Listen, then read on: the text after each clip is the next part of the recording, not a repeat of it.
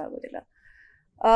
ವಾತಾವರಣದಲ್ಲಿನ ಪರಿಸ್ಥಿತಿನ ನಿಯಂತ್ರಣಕ್ಕೆ ತರದೇ ಇರೋದು ನಮಗೆ ಆಗದೇ ಇರಬಹುದು. ಆದರೆ ಈ ಗೌರ್ಮೆಂಟ್ನಲ್ಲೂ ಕೂಡ ಕೆಲವೊಂದು ರೆಸ್ಟ್ರಿಕ್ಷನ್ಸು, ಕೆಲವೊಂದು ರೂಲ್ಸನ್ನು ತರಬೇಕಾಗತ್ತೆ. ಫಾರ್ ಎನ್ ಎಕ್ಸಾಂಪಲ್, ಏನು ಪೆಸ್ಟಿಸೈಡ್ಸ್ನ ಎಷ್ಟು ಪ್ರಮಾಣದಲ್ಲಿ ತರಕಾರಿಗಳಿಗೆ ಮತ್ತು ಸೊಪ್ಪಿನ ಪದಾರ್ಥಗಳಿಗೆ ಬಳಸ್ತಾ ಇದ್ದಾರೆ ಅನ್ನೋದ್ರ ಬಗ್ಗೆ ಯಾರು ಗಮನ ಹರಿಸೋದಿಲ್ಲ. ನಾನು ಬರೀ ಇಂಡಿಯಾನ ಗಮನದಲ್ಲಿ ಇಟ್ಕೊಂಡು ಹೇಳ್ತಾ ಇದ್ದೀನಿ. ತರಕಾರಿ ವಿಷಯಕ್ಕೆ ಬರೋದಾದರೆ, ದವಸ ಧಾನ್ಯಗಳ ವಿಷಯಕ್ಕೆ ಬರೋದಾದರೆ. ಆ್ಯಂಡ್ ಡಾಕ್ಟರ್, ನಾನು ಇದೊಂದು ಕೇಳಬೇಕಿತ್ತು. ತವಾ ಮೇಲೆ ಕೋಟಿಂಗ್ ಇರುತ್ತಲ್ಲ, ಇಸ್ ಇಟ್ ಕ್ಯಾನ್ಸರಸ್? ತುಂಬಾ ಜನ ಈ ಪ್ರಶ್ನೆ ಕೇಳಿದ್ದಾರೆ. So lot of the chemicals, ಈಗ the people who are using high level of plastic, high level of wax coatings which are there are all having carcinogens. So ಆ ಕಾರಣದಿಂದಾಗಿ ನಾನು ಹೇಳಿದಂಗೆ ಮೊದಲು ಕೂಡ lot of the current chemicals analysis ongoing ಆಗ್ತಾ ಉಂಟು. And ಇದಕ್ಕೋಸ್ಕರ ನಾವು ISI ಮಾರ್ಕ್ ಅಥವಾ ಸ್ಟ್ಯಾಂಡರ್ಡ್ಸ್ ಮಾರ್ಕ್ ಎಲ್ಲ ಚೆಕ್ ಮಾಡ್ತಾ ಇದ್ದೀವಿ. ಯಾಕಂತ ಹೇಳಿದರೆ we are also, I think, vigilantly government and food safety and other industries are monitoring this health impact of it. ಯಾಕಂತ ಹೇಳಿದರೆ it is important to look at consumerism, responsible consumerism ಹೇಳ್ತೇವೆ. ಅಂದರೆ ನನಗೆ ಖಾಲಿ ಟಾರ್ಗೆಟ್ ಇಟ್ಟು ನಾನು ಎಲ್ಲ ಮಾರಾಟ ಮಾಡ್ತಾ ಹೋದರೆ ಆವಾಗ ನನ್ನ ಕನ್ಸ್ಯೂಮರಿಗೆ ಹಾನಿ ಆಗುವಂಥ ಪರಿಸ್ಥಿತಿ ಬರ್ಬೋದು, ಹೇಳುವಂಥ ಪರಿಸ್ಥಿತಿ ಬರಬಾರ್ದು. ಅದಕ್ಕೆ ತಕ್ಕ ನಾವು ಯಾವ ಥರದ ಕನ್ಸ್ಯೂಮರ್ ರೆಸ್ಪಾನ್ಸಿಬಿಲಿಟಿ ಇಂಡಸ್ಟ್ರಿ ತಗೊಳುತ್ತೆ ಹೇಳುವಂಥ ಚರ್ಚೆ ಇವತ್ತಿಗೆ ಬಂದುಬಿಟ್ಟಿದೆ. ಸೊ ಈ ಮಟ್ಟಲ್ಲಿ there are lot of causes that are there because of chemicals that are used, because of faster sale, effective sale, because instant era, unlimited era, correct, more era. So we are trying to look at the same problem again. ನನಗೆ ಎಷ್ಟು ಫಾಸ್ಟಾಗಿ ಅದನ್ನು ಇಮಿಡಿಯೇಟಾಗಿ ಮಾಡ್ಬೋದು without. ಈಗ ಮೊದಲು ಕೂಡ ತವೆ ಇರ್ತಿತ್ತು, ದೋಸೆ ಮಾಡ್ತಿದ್ದೆವು. ಯಾಕೆ ಇದು ಅವಸರ 2 ಮಿನಿಟ್ ಒಳಗೆ ಮಾಡುವಂಥದ್ದು? ಆ್ಯಂಡ್ ಇದನ್ನು ಓವರ್ ಯೂಸ್ ಮಾಡಿ ಅದರಲ್ಲಿ ಆ ಕೋಟಿಂಗ್ ಕೆಟ್ಟದಾಗಿ ಆ ಕೆಮಿಕಲ್ಸ್ ರಿಲೀಸ್ ಆಗುವವರೆಗೆ ಅದು ನಾವು ಯೂಸ್ ಮಾಡಿದರೆ, ಆ ಆಯಿಲನ್ನು ಯೂಸ್ ಮಾಡಿದರೆ ಅದು ಡೇಂಜರಸ್. ಓಕೆ. ಸೊ ಇನ್ಸ್ಟೆಂಟ್ ಅನ್ನೋದೇ ಒಂದು ಇವತ್ತಿನ ದಿನಕ್ಕೆ ಕ್ಯಾನ್ಸರ್ ಕಾರಕ ಆಗಬಹುದು. ಒಂದು ಉದಾಹರಣೆ ಕೊಡ್ತೀನಿ. ನಾನು ಬಾಂಬೆಯಲ್ಲಿ ಟಾಟಾ ಹಾಸ್ಪಿಟಲಲ್ಲಿ ಕೆಲಸ ಮಾಡ್ತಿದ್ದೆ. ಆ ಸಮಯದಲ್ಲಿ ನಾನು ಕೆಲಸ ಮಾಡ್ತಾ ಇರುವಾಗ ನಮ್ಮೊಬ್ಬರು ಮೆಡಿಕಲ್ ಡಾಕ್ಟ್ರು, ಅವರು ಮೆಡಿಸಿನ್ ಬಿಟ್ಟು ಅವರು ಫಿಲ್ಮ್ ಇಂಡಸ್ಟ್ರಿ ಹೋಗಿದ್ರು. ಮೆಡಿಸಿನ್ ಅವರಿಗೆ ಇಂಟ್ರೆಸ್ಟ್ ಇರಲಿಲ್ಲ, ಬಿಟ್ಟು ಹೋಗಿದ್ರು. ಬಟ್ ಕೆಲವೊಮ್ಮೆ ಡಿನ್ನರಿಗೆ ಕರಿತಿದ್ರು ನಮ್ಮನ್ನು. ಸೊ ಅವ್ರದ್ದು ಬಾಲಿವುಡ್ ಸರ್ಕಲ್ ಡಿನ್ನರ್ ಇರ್ತಿತ್ತು. ಸೊ ನನಗೆ ನೆನಪಿತ್ತು, ಒಂದು ದಿನ ಒಂದು ಡಿನ್ನರಿಗೆ ಕರೆದಿದ್ರು ಅವರು. ಡಿನ್ನರ್ ನಾವೆಲ್ಲ ಒಟ್ಟಿಗೆ ಹೋಗಿದ್ದೆವು. ಅವ್ರದ್ದು ಮನೆ ಇರ್ತಿತ್ತು. ನನ್ನ ಯೋಚನೆಯಲ್ಲಿ ಅದು ಲೋನಾವಲ ಹತ್ರ, ಸಾರಿ ನಾನು ಹೇಳೋದು ಬಾಂಬೆದು ಲೋಖಂಡ್ವಾಲ ಏರಿಯಾ ಹತ್ರ. ಅಲ್ಲಿ ಡಿನ್ನರ್ ಹೋಗುವಾಗ ಅವರು ನನಗೆ ಒಂದು ತಮಾಷೆಗೆ ಹೇಳೋದು, ವಿಶಾಲ್, ನಾನಂತೂ ಮೆಡಿಸಿನ್ ಬಿಟ್ಟುಬಿಟ್ಟೆ, ಈ ಸರ್ಕಲಲ್ಲಿ ನೀನು ಡಾಕ್ಟ್ರ್ ಹೇಳಕ್ಕೆ ಹೋಗಬೇಡ, ಬೋರ್ ಆಗೋಗುತ್ತೆ ಜನರಿಗೆ. ನಿಜವಾಗಿ ಅವನು ಹೇಳುವ ಮಾತು ನನಗೆ ಇನ್ನೂ ನೆನ್ಪುಂಟು, ಹಾಸ್ಯವಾಗಿ ಒಳ್ಳೆಯ ಯೋಚನೆಯಲ್ಲಿ ಹೇಳಿದ. ಅವನು ಹೇಳಿದ, ನೋಡು, ಈ ಸರ್ಕಲ್ಗಳಲ್ಲಿ DJಗಳಿಗೆ ಜಾಸ್ತಿ ಮರ್ಯಾದೆ, DR ಜಾಸ್ತಿ ಮರ್ಯಾದೆ ಇಲ್ಲ. ಸೊ ಸುಮ್ಮನೆ ಹೋಗಿ ನೀನು ಡಾಕ್ಟರ್ ಹೇಳಿದ್ರೆ ಎಲ್ಲ ಓಡೋಗ್ತಾರೆ, ನೀನು ಸುಮ್ಮನೆ ಕೂತ್ಕೊಳ್ಳೋದು, ಯಾರಿಗೂ ಡಾಕ್ಟರ್ ಹೇಳಕ್ಕೆ ಹೋಗಬೇಡ, ನೀನು ಖಾಲಿ ವಿಶಾಲ ಹೇಳ್ಕೊಳ್ಳಿ, ಆಯ್ತಪ್ಪ ಹೇಳಿ ಸುಮ್ಮನೆ ಬಾಯಿ ಮುಚ್ಕೊಂಡು ನಾನು ಕೆಲಸ ಮಾಡ್ಕೊಂಡು ಹೋಗ್ತಾಯಿದ್ದೆ.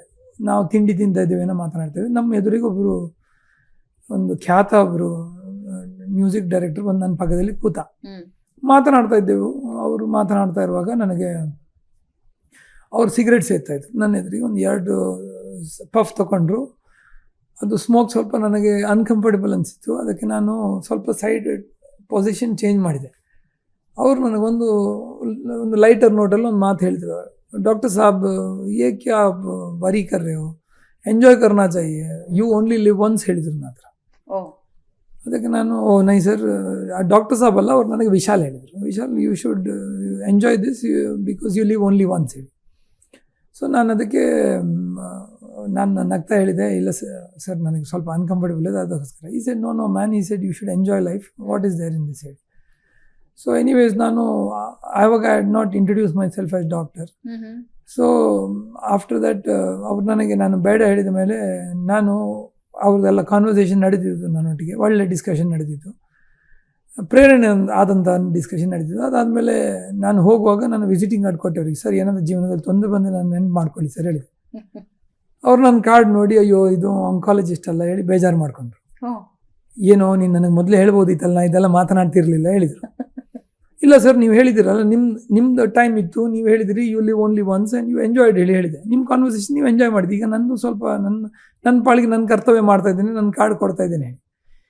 ನೀವು ನಮಗಿಲ್ಲ. ಅವ್ನು ನೋಡಿ ಅದನ್ನು 2 ಸತಿ ಯೋಚನೆ ಮಾಡಿದ. ಸರ್ ನಾನು ಫ್ಯಾಮಿಲಿ ಉಂಟು, ಮಕ್ಕಳು ಉಂಟು, ನಾನು ಯಾಕೆ ಹಂಗೆ ಯೋಚನೆ ಮಾಡಿದೆ. ನಾನು ಹೇಳಿದೆ ನಿಮ್ಮ ಜೀವನ ಶೈಲಿ ನೋಡಿ ಹೇಳಿದೆ, ನೀವೇನು ಮಾಡ್ತಾಯಿದ್ದೀರಿ. ಈಗ ನಾನು ಡಾಕ್ಟ್ರ್ ಹೇಳಿ ನೀವು ಸಡನ್ನಾಗಿ ಚೇಂಜ್ ಮಾಡಿದ್ದೀರಿ. ನಾನು ಹೇಳಿದೆ ಇದೇ 5 ಮಿನಿಟ್ ನಾನು ಇದನ್ನು ಹೇಳ್ತಿದ್ದೆ. ಅದಕ್ಕೆ ಅವನು ಹೇಳಿದೆ ಇಲ್ಲ ಡಾಕ್ಟ್ರೆ ನಾನೀಗ ಇದನ್ನು ಸೀರಿಯಸ್ ಆಗಿ ಯೋಚನೆ ಮಾಡ್ತೇನೆ ಹೇಳಿದ. 6 ತಿಂಗಳ ನಂತರ Bhavana he came to my hospital, Tata hospital. ಅವರಿಗೆ 1 ಗಂಟಲಲ್ಲಿ ಗಡ್ಡೆ ಬಂದಿತ್ತು. ಆ ದಿನ ರಾತ್ರಿ ಅವರು ನಿದ್ದೆ ಮಾಡಿರಲಿಲ್ಲ. ಆ ದಿನ ಅವ್ರು ಬರುವಾಗ ಅವರೊಟ್ಟಿಗೆ ಬರೀ ಅವರ ಫ್ಯಾಮಿಲಿ ಇತ್ತು. ನನ್ನ OPD ಅವರಿಗೆ almost 1.5 hour to 2 hours wait ಮಾಡಬೇಕಾಯ್ತು.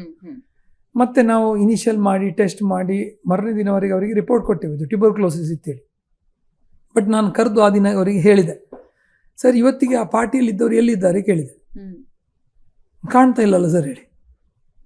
ನೀವು ಹೇಳಿದಿರಲ್ಲ ಯು ಓನ್ಲಿ ಲಿವ್ ಒನ್ಸ್ ಹೇಳಿ, ಎಲ್ಲ ಟ್ರೈ ಮಾಡಬೇಕು ಹೇಳಿ, ಎಲ್ಲಿದ್ದಾರೆ ಅವರು ಕೇಳಿದೆ.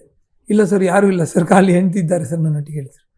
ನಾನು ಹೇಳಿದೆ ಸರ್ ಇದೇ ಜೀವನದ ಸತ್ಯ, ನಾನು ಪ್ರತಿದಿನ ಜೀವನದ ನೋಡ್ತೇನೆ. OPDಯಲ್ಲಿ ಯಾರೂ ಇರುವುದಿಲ್ಲ ಸರ್, ಫೈನಲಿ ನಾವು ಒಬ್ಬರೇ ಉಳಿತೇವೆ ಸರ್. ಮಧ್ಯದಲ್ಲಿ ಬಿಲ್ಲಿಂಗ್ ಡಿಪಾರ್ಟ್ಮೆಂಟ್ ಬರ್ಬೋದು ನಿಮ್ಮ ಹತ್ರ, ಸರ್ ನಿಮ್ಮ ಬಿಲ್ ಜಾಸ್ತಿ ಆಗ್ತಾ ಉಂಟು ಹೇಳಿ ಹೇಳೋಕ್ಕೆ, ಯಾರೂ ಉಳಿಯುವುದಿಲ್ಲ, ಇದೇ ಸತ್ಯ ಹೇಳಿದೆ. ಸೊ ಯೋಚನೆ ಮಾಡ್ಕೊಳ್ಳಿ ಹೇಳಿದೆ ಅವರಿಗೆ. ಬಟ್ ಆ ದಿನ ಬಿಟ್ಟವನು, ನಾನು ಅವನಿಗೆ ಕೇಳಿದೆ ನಿನಗೆ ಇಲ್ಲಿ ಬರಬೇಕಾಯ್ತಾ ಇದನ್ನು ಬಿಡೋಕ್ಕೆ ಹೇಳಿ. 6 ತಿಂಗಳ ಮೊದಲು ನಿನ್ನನ್ನು ಅಲ್ಲಿ ಯು ಓನ್ಲಿ ಲಿವ್ ಒನ್ಸ್ ಹೇಳುವಾಗ ಬಿಡ್ಬೋದಿತ್ತಲ್ಲ ಹೇಳಿದೆ. ನಾನಿದು ಸತ್ಯ ಯಾಕೆ ಹೇಳೋದು, ಇದು ಪ್ರತಿಯೊಂದು ವೀಕ್ಷಕರಿಗೆ ಅಥವಾ ಅವರ ಸರ್ಕಲಲ್ಲಿರುವಂಥ ಜನರಿಗೆ ಯಾರು ಕೂಲ್ನೆಸ್ ಫ್ಯಾಕ್ಟ್ರಿಗೆ ಕೂತ್ಕೊಳ್ತಾರಲ್ಲ, ನಿಮ್ಗೆ ಗೊತ್ತಿಲ್ಲ ನೀವು ಕೂಲ್ ಇಲ್ಲ ಹೇಳಿ. ಕೂಲ್ನೆಸ್ ಮತ್ತು ಇದರಲ್ಲಿ ಯಾವುದೂ ಸಂಬಂಧ ಇಲ್ಲ. ನಾನು ಕೂಲಿದ್ದೆ, ನಾನು ಪಾರ್ಟಿಯಲ್ಲಿದ್ದೆ, ನಾನು ಕೂತ್ಕೊಂಡು ನಾನು ಊಟ ಮಾಡಿದೆ, ನನ್ನ ಪಾಳಿಗೆ ನನ್ನ ಕಾನ್ವರ್ಸೇಷನ್ ಮಾಡಿದೆ ಬಂದೆ. ಬಟ್ ನಾನು ಯೋಚನೆ ಮಾಡ್ತಾಯಿದ್ದೆ ಇದು ಕೂಲ್ನೆಸ್ ಯಾವುದಕ್ಕೋಸ್ಕರ ಹೇಳೋದು. ಅಥವಾ ಯಾರೋ ಹೇಳ್ತಾರೆ ನನಗೆ ಇವತ್ತಿಗೆ ಆಫ್ ಲೇಟ್ ನಾನು ಹೇಳೋದು, ನಾನು ಒಂದು ಸೆಕ್ಟ್ರನ್ನು ಸೆಪ್ರೇಟಾಗಿ ಐಸೋಲೇಟ್ ಮಾಡೋದಲ್ಲ, ಬಟ್ IT ಸೆಕ್ಟ್ರ್ ಬೆಂಗಳೂರಲ್ಲಿ IT ದವರು ತುಂಬ ಜಾಸ್ತಿ ಇದ್ದಾರೆ. ನಾನು ನನ್ನ ಫ್ರೆಂಡ್ಸ್ ಸರ್ಕಲಲ್ಲೂ ತುಂಬ ಜಾಸ್ತಿ ಇದ್ದಾರೆ. IT ಸೆಕ್ಟ್ರಲ್ಲಿ ತುಂಬ ಜನ ನನ್ನ ಹತ್ರ ಬರುವಾಗ ಕನ್ಸಲ್ಟೇಷನ್ಗೆ, ಪ್ರಿವೆನ್ಷನ್ಗೆ, ಡಿಸ್ಕಷನಿಗೆ ಬರುವಾಗ ಸರ್ ತುಂಬ ಸ್ಟ್ರೆಸ್ ಉಂಟು ಹೇಳ್ತಾರೆ. And stress is a cause of cancer ಹೇಳ್ತಾರೆ ನನಗೆ. ನಾನು ಅವರಿಗೆ ಹೇಳಿದೆ ಹಾಗಾದರೆ ನನ್ನಂಥವ್ರು ಏನು ಪರಿಸ್ಥಿತಿ ಇರಬೇಕು ಸರ್ ಹೇಳಿದೆ. ನೀವು ಯೋಚನೆ ಮಾಡಿ, 25 ವರ್ಷ ಈಗ ಕೆಲಸ ಮಾಡ್ತಾಯಿದ್ದೀನಿ. 25 ವರ್ಷದಲ್ಲಿ ನಾನು ಹೇಳಿದೆ ನೀವು ಯೋಚನೆ ಮಾಡಿ ಯಾವ ಥರದ ಸ್ಟ್ರೆಸ್ ಇರಬೇಕು. ಅದನ್ನು 23 ವರ್ಷ ಬಿಟ್ಟುಬಿಡಿ, ಲಾಸ್ಟ್ 2 ವರ್ಷದ ಯೋಚನೆ ಮಾಡಿ. ಕೋವಿಡಲ್ಲಿ ಎಷ್ಟಿರಬೇಕು ನಮ್ಮ ಸ್ಟ್ರೆಸ್, ವೈದ್ಯರದು ಹೇಳೋದು ಅಂದರೆ ಅವನ ಪರಿಸ್ಥಿತಿ ಏನಿರಬೇಕಾದ್ರೆ. ಸೊ ಹಾಗಾದರೆ ಸ್ಟ್ರೆಸ್ಸಿಗೆ ಇದಕ್ಕೇನೆ ಉತ್ತರ. ನಿಮಗೆ IT ಅಷ್ಟು ಸ್ಟ್ರೆಸ್ ಉಂಟಾ ಕೇಳಿದೆ, ಪ್ರತಿದಿನ ಜೀವನ ಮರಣ ನೋಡುವಂಥ ಸ್ಟ್ರೆಸ್ ಉಂಟಾ ಕೇಳಿದೆ. ಇಲ್ಲ ಸರ್ ಅಷ್ಟೇ ಇಲ್ಲ ಹೇಳಿ. ಮತ್ತು ಹಾಗಾದ್ರೆ ನಾನು ಪ್ರತಿದಿನ ನೋಡ್ತೇನಲ್ರಿ ಸರ್, 5-10 ಸತಿ ನೋಡ್ತೀನಿ ದಿನದಲ್ಲಿ. ನಮ್ಮಂಥ ವೈದ್ಯರಿಗೆ ಏನು ಪರಿಸ್ಥಿತಿ ಇರಬೇಕು. ಹಾಗಾದ್ರೆ ನಾವು ಎಲ್ಲಿ ಓಡಬೇಕು, ಹಾಗಾದ್ರೆ ನಾವು ಸಿಗರೆಟ್ ಪ್ಯಾಕೆಟ್ ಇಟ್ಕೊಂಡು ಒಂದು ಕಡೆಯಲ್ಲಿ ಗ್ಲಾಸ್ ಇಟ್ಕೊಂಡು ಕೂತ್ಕೊಳ್ಬೇಕು OPDಯಲ್ಲಿ. ಅಂಥ ಸ್ಟ್ರೆಸ್ ಇಂಥವ್ರು ನಾವು. ಇವತ್ತಿಗೆ ನೀವು ನಾವು ಹೇಳಿದಂಗೆ ಇವತ್ತು ನಮ್ಮ ಡಿಸ್ಕಷನ್ ಶೆಡ್ಯೂಲ್ ನಂದು OT ನಡೆದಿದೆ, ಕಂಪ್ಲೀಟ್ ಮಾಡಿ ನಾನು ಇವತ್ತಿಗೆ OPD ಮುಗಿಸಿ ನಾನು ಅದಾದ ಮೇಲೆ ನಮ್ಮದು ಅಡ್ಮಿನಿಸ್ಟ್ರೇಟಿವ್ ಸ್ವಲ್ಪ ಕೆಲಸ ಮಾಡಿ ಇಲ್ಲಿ ಬಂದಿದ್ದೇನೆ ಪಾಡ್ಕಾಸ್ಟ್. ಇನ್ನೂ ನಾನು ಆರಾಮಾಗಿ ಕೂತಿದ್ದೇನೆ, ಎಲ್ಲ ಸ್ಟ್ರೆಸ್ಸಲ್ಲಿ ಕಾಣ್ತಾ ಇದ್ದೇನೋ. ಸೊ ಸ್ಟ್ರೆಸ್ ಹೇಳುವಂಥದ್ದು ತಪ್ಪಾಗಿ ಯೂಸ್ ಆಗ್ತಾ ಉಂಟು. ನನ್ನ ವೀಕ್ಷಕರಿಗೆ ಹೇಳುವಂಥ ಒಂದು ಆಸೆ, ದಯವಿಟ್ಟು ಸ್ಟ್ರೆಸ್ಸನ್ನು ಓವರ್ ಯೂಸ್ ಮಾಡಬೇಡಿ. ಪ್ರತಿ ಜೀವನದಲ್ಲಿ ಸ್ಟ್ರೆಸ್ಸು ಒಳ್ಳೆಯದು. ಸ್ಟ್ರೆಸ್ ಇದ್ದ ಕಾರಣ ಉತ್ತಮವಾಗಿ ಕೆಲಸ ಮಾಡ್ಬೋದು. ಯು ಸ್ಟ್ರೆಸ್ ಹೇಳ್ತೀವಿ ಅದಕ್ಕೆ, ಯು ಸ್ಟ್ರೆಸ್ ಹೇಳಿದ್ರೆ good stress. It optimises good hormones like oxytocin, like endorphins ಎಲ್ಲ ಒಳ್ಳೆ ಹಾರ್ಮೋನ್ ರಿಲೀಸ್ ಮಾಡುತ್ತೆ. ನೀವು ಒಳ್ಳೆ ಕೆಲಸ ಮಾಡ್ತೀವಿ. ಸ್ಟ್ರೆಸ್ ಇರಬೇಕು, ಸ್ಟ್ರೆಸ್ ಇರುವಾಗನೇ ಆಪ್ಟಿಮಲ್ ಕೆಲಸ. ಈಗ ಸರ್ಜನಿ ಕೈಯಲ್ಲಿ ಒಂದು ಸ್ವಲ್ಪ ಸ್ಟ್ರೆಸ್ ಇದ್ರೆ ಅವ್ನು ಬೆಸ್ಟ್ ಸರ್ಜರಿ ಮಾಡ್ತಾನೆ. ಅದೇ ಅವನು ಅಯ್ಯೋ ಹೇಳ್ಕೊಂಡು ಇಲ್ಲ ಇದು ಹಾಳಾಗೋಗುತ್ತೆ ಹೇಳುವಂಥ ನೆಗೆಟಿವ್ ಸ್ಟ್ರೆಸ್ ಇರುತ್ತೆ. ಅಂಥ ಸ್ಟ್ರೆಸ್ ತೊಗೊಂಡ್ರೆ ನ್ಯಾಚುರಲಿ ಬಾಡಿದು bad hormones get release. But ಇದೊಂದು perspective. So there is something called as optimum stress which improves productivity, and I want to change that approach through this podcast. And thank you for giving me this opportunity to talk this topic. Yakandre I believe stress is a wrong and a bad word. If you ask me today, sir, today how was your day? Can you explain how stressful it was? I was not stressful at all. I lived my day. I woke up early in the morning. ನಮ್ಮ operations ನಡೀತು. ಅದಾದಮೇಲೆ ನನ್ನ OPDಯಲ್ಲಿ 30 patient ನಡೆದ್ರು. 30 ಪೇಷಂಟ್ಗಳಲ್ಲಿ ಕಷ್ಟದಿಂದ ಕಷ್ಟ ನೋಡಿದೆ ನಾನು. ತುಂಬ ಜನ ಆಶೀರ್ವಾದ ಕೊಡೋಕ್ಕೆ ಬಂದವರನ್ನು ನೋಡಿದೆ. ಅದರ ಮಧ್ಯದಲ್ಲಿ ಎಲ್ಲರಿಗೂ ಸಮಾಧಾನವಾಗಿ ಟ್ರೀಟ್ ಮಾಡಿದೆ. ಯಾರನ್ನೂ ಅವಸರದಲ್ಲಿ ಟ್ರೀಟ್ ಮಾಡಿಲ್ಲ. ಎಲ್ಲರೂ ಹೇಳಿದ್ರು sir you must be busy, it's okay, we will talk to your junior about the question. ಇಲ್ಲ, ನೋ ಪ್ರಾಬ್ಲಮ್, ಎಲ್ಲ ಪ್ರಶ್ನೆಗಳನ್ನು ಕೇಳಿ ಹೇಳಿದೆ. ಅವ್ರಿಗೆ ಹೇಳಿದ್ರು ನೀವು ರಿಲ್ಯಾಕ್ಸ್ ಕಾಣ್ತಾ ಇದ್ದೀರಿ, ಏನು ಟೆನ್ಷನ್ ಇಲ್ಲವೋ. ಇಲ್ಲ, ಒಂದು ಪಾಡ್ಕಾಸ್ಟ್ ಹೋಗ್ಲಿಕ್ಕೊಂಡಿದ್ದಾದ್ಮೇಲೆ ಇದೆಲ್ಲ ಕಂಪ್ಲೀಟ್ ಮಾಡಿ ಹೋಗ್ತೇನೆ ಹೇಳಿದೆ. ಕರೆಕ್ಟ್ ಅಲ್ಲ?